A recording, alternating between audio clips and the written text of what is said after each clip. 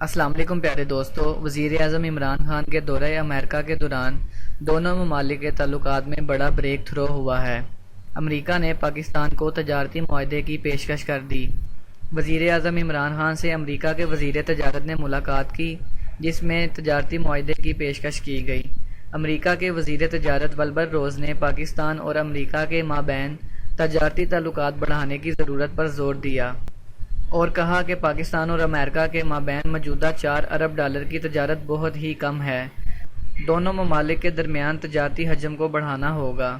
وزیر اعظم عمران خان نے امریکی پیشکش کا خیر مقدم کرتے ہوئے کہا کہ دونوں ممالک میں تجارتی اور معاشی سرگرمیوں کا فروغ ناگزیر ہے۔ ملاقات کے بعد امکان ظاہر کیا جا رہا ہے کہ امریکہ کی پاکستان کے ساتھ تجارتی سرگرمیاں بڑھانے کی پیشکش پر معاہدہ جلد ہی متوقع ہے۔ مزید اچھی ویڈیوز کے لیے ہمارا چینل ضرور سبسکرائب کریں، ویڈیو کو لائک کریں اور شیئر کرنا مت بھولیں۔ شکریہ۔